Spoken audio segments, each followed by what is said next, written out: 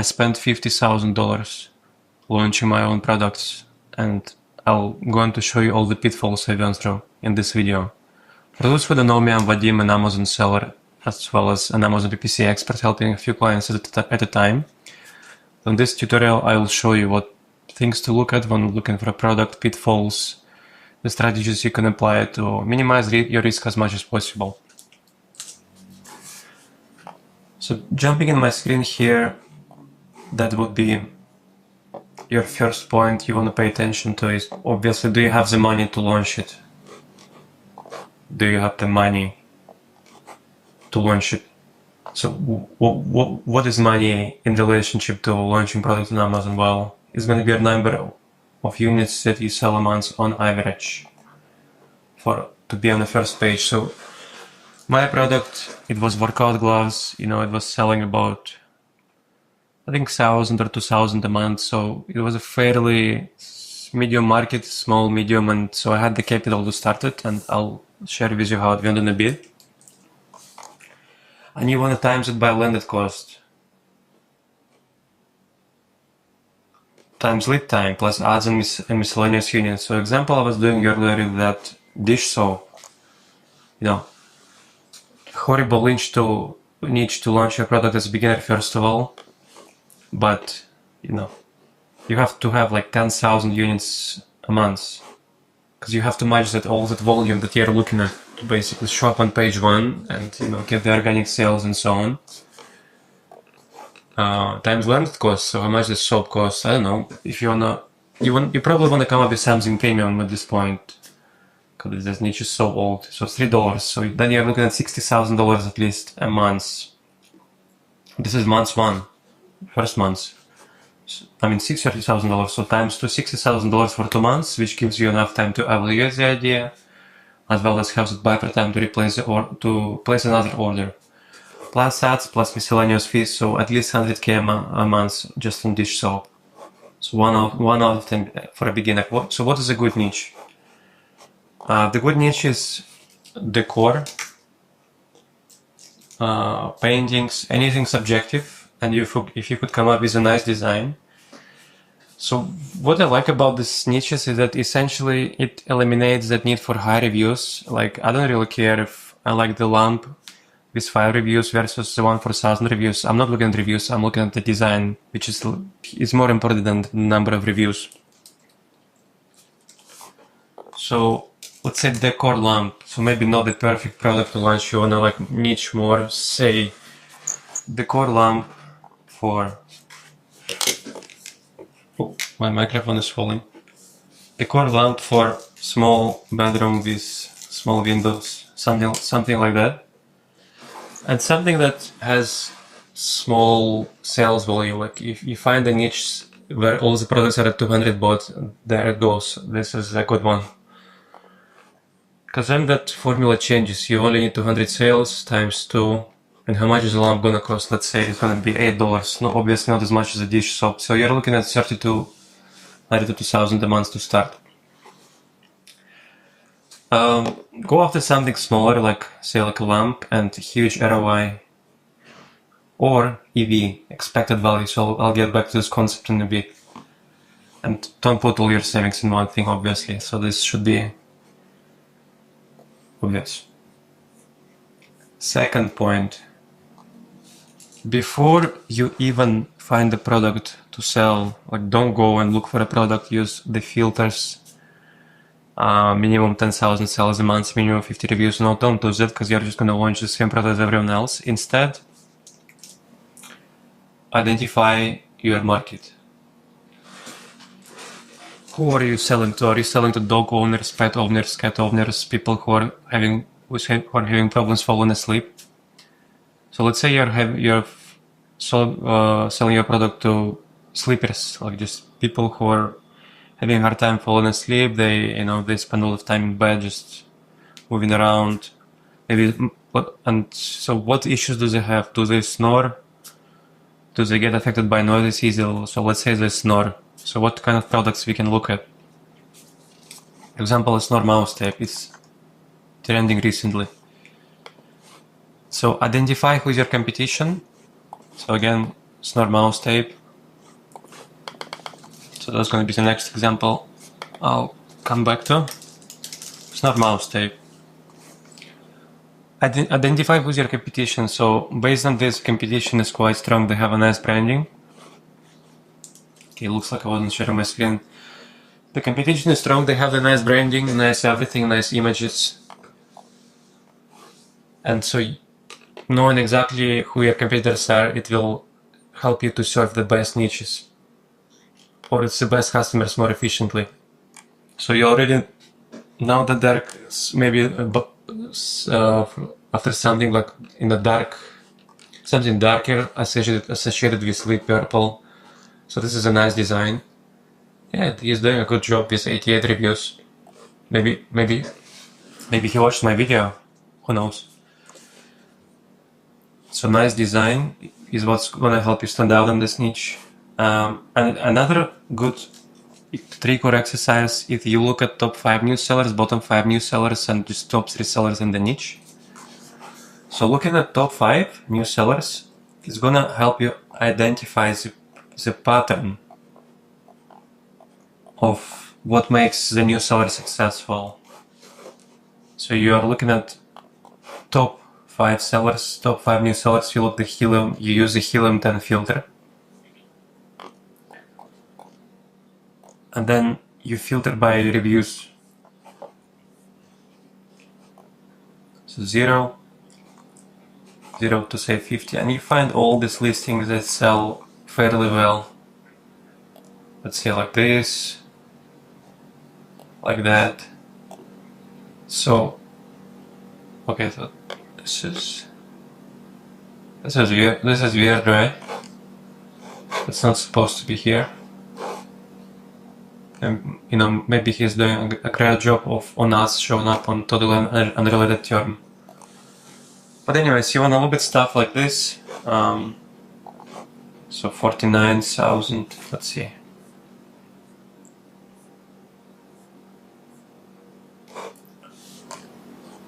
Something like this, like that. They sell well. It is a different product, but maybe there is a preference for this product. So this is, I'd say it's an okay design. It's kind of nice.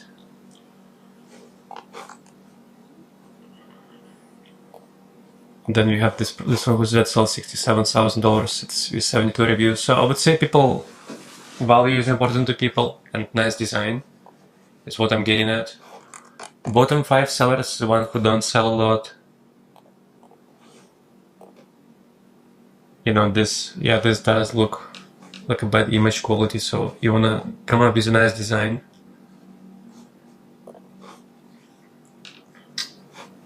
And then next point is how you should decide whether it's something you wanna go forward with. So it's just kind of a small summary of first 2 steps and just diving deeper. So differentiation, are you solving an unsolved need? So what is unsolved need here? I would guess maybe the adhesive is not strong enough. It's something you could check from reviews. Maybe this adhesive, it peels out. And with a rating of 4.1 star reviews, I think this is a fairly strong opportunity. And something you could also do is you go to reviews and you search for like things like wish. Wishes I came in a lighter color, so here you go. This could be your point of differentiation. So you say, would be better. You could also upload this to ChatGPT, write a prompt saying analyze reviews and find common pain points. So again, differentiation. Do you solve an unsolved need? Let's say there is unsolved need here that adhesive is too weak. So there you go. You could come up with like you could just ask a factory, hey, could you use a different elements in the adhesive? Resources to compete with something I mentioned. At least 2 months of inventory plus ad spend and photos. So don't cheap out on this. And for ad spend, you'll need more if you're selling in beauty, any health space, etc. You also want to look at profitability. If you're selling a unit for $1 to $3, you want to sell it for at least 10x. So now there is a common school of thought saying that don't sell anything on Amazon under $15. Well, this is completely wrong. Because it is highly dependent on what it costs you to make it. If it costs you $1 to make it, then yeah, I bet that's going to be a good product to sell at $10 or $13, especially if it's something light. Likewise, with $5 to $7 in landed cost, you're looking at 4x or $20 cost. For example, my product, as I mentioned, workout gloves, it was $5.50, and now I'm selling it for $33. That is about 7x. Then I also promised you to dive a bit about my own experience selling a product. So this was actually one of my first products, workout gloves. So coming back to my presentation, how I came up with this idea is so first of all, not looking for a product, but looking for a target audience. So who's target audience? People who go to the gym. What do these people use? They use workout gloves. Why do they use it? Because maybe they want to protect their hands, right? Maybe mostly female, male. There is always arguing online, like you shouldn't wear gloves. But I found out, like even from my experience, that these gloves, they are not made to last. They often rip. So I had this unique product with like stitching that's used on motorcycle gloves and a lifetime warranty, and it was basically, when I launched it, it was blowing everyone out of them. It was blowing every other product. Like it was ranking like I think 4 or 5 with like 20 reviews. So that just shows you how strong that differentiation comes into play. So I was competing with these guys before. So I think this used to be like $25, but eventually I was priced out of the market. No, because it's hard to compete with this stuff. Right. Eventually, I was pressed out. The market was, I think it was shrinking a bit at the time, and so the result, I had to shrink my price to compete. But with my landed cost, there just wasn't not enough margin to compete anymore. So that was one of my first products, and then weight, light and small is actually a perfect example of what I just mentioned. Workout gloves. Again, you are looking at reviews, but the reviews aren't absolute, especially for things like this. Like I could bet that I'll find a guy that's completely crushing it right now with very little reviews. Can't say he's crushing it, but at $40, well, let's do a challenge, see if I can find one. Maybe top of search. So this guy is not doing too bad for himself, 157 reviews. And when I'm comparing a product like this with 1,000 reviews and 157, I don't really care, that looks nicer to me. And the sales, the sales are not too far. So maybe as a beginner you want to consider something subjective, because it removes that need for social proof, for like a lot of reviews. Because with a lamp, you're only looking at the design, you're not looking at durability. I mean, it is important, but not as much. And so, the next point is expected value. You will be looking at the graph that has a cost to start, which is going to be investment, and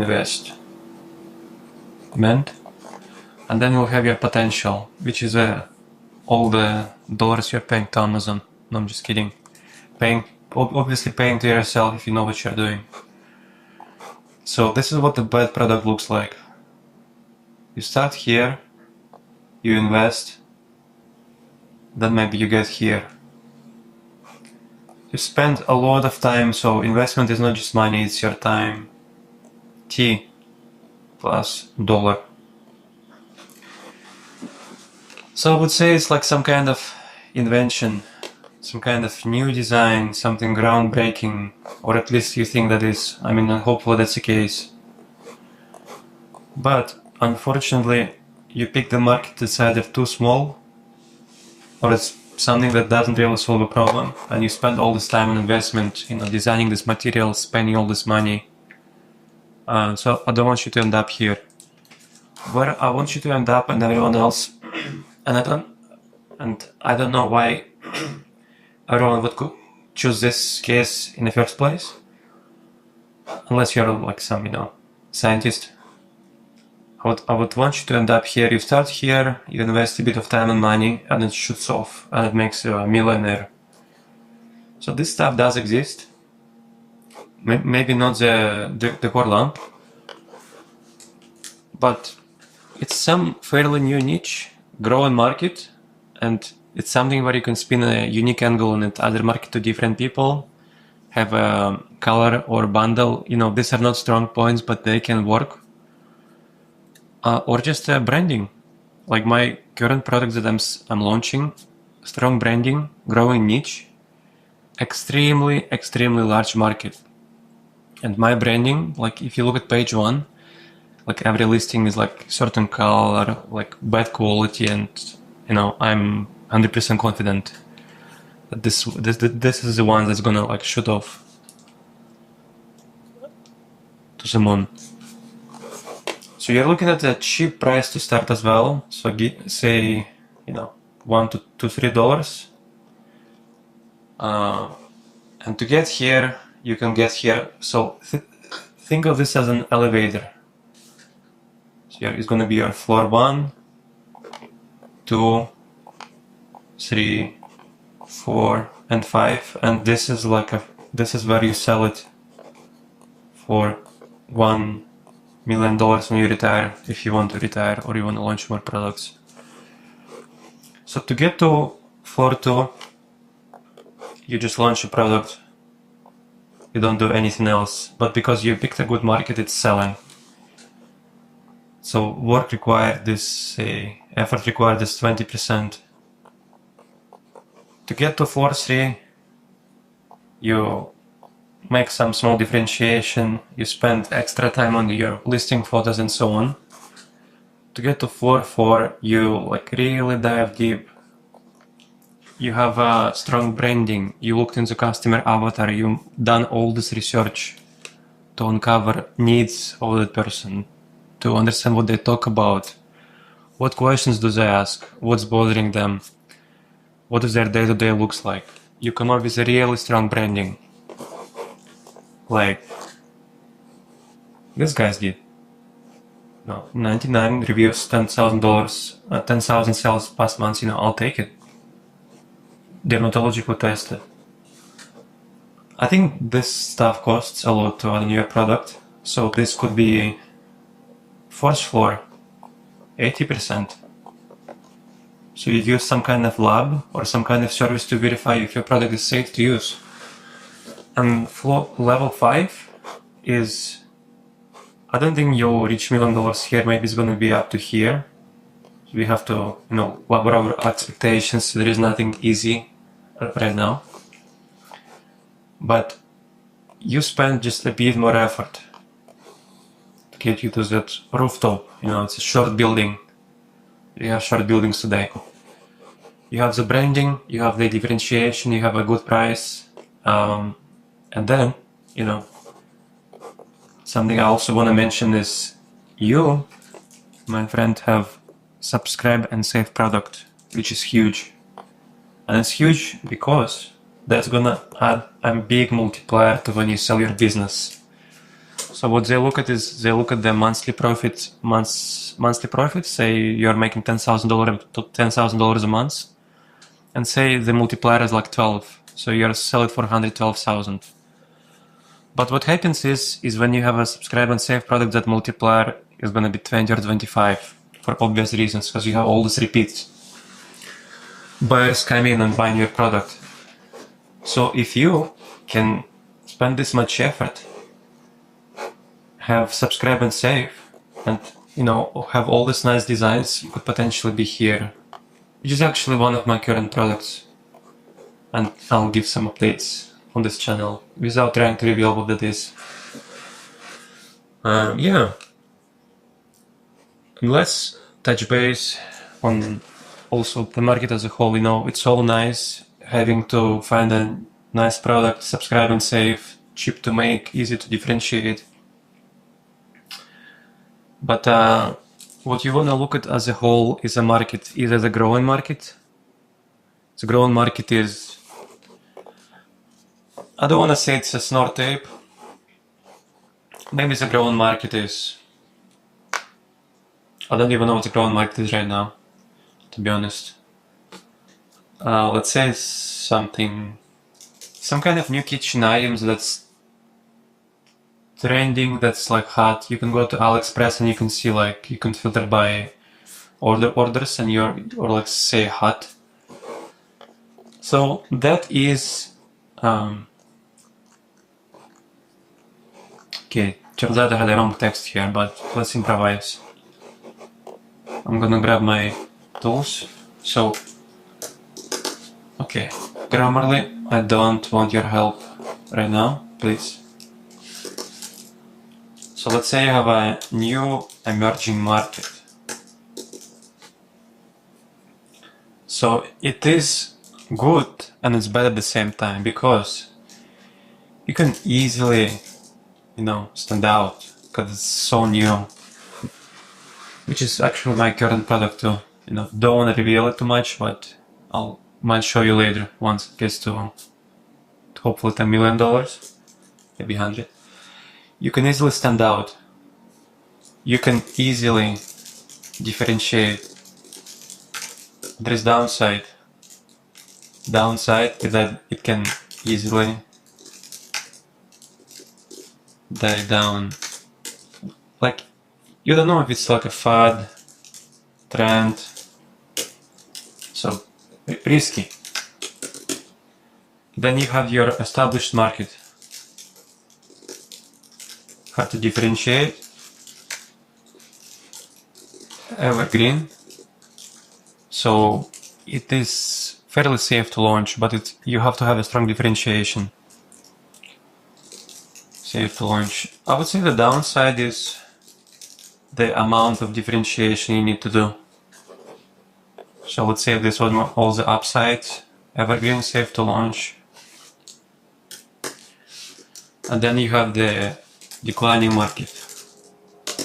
To be honest, I can't even come up with some upsides of why you want to sell in a declining market unless you have a unique idea. But the downside is obviously you'll be competing on price.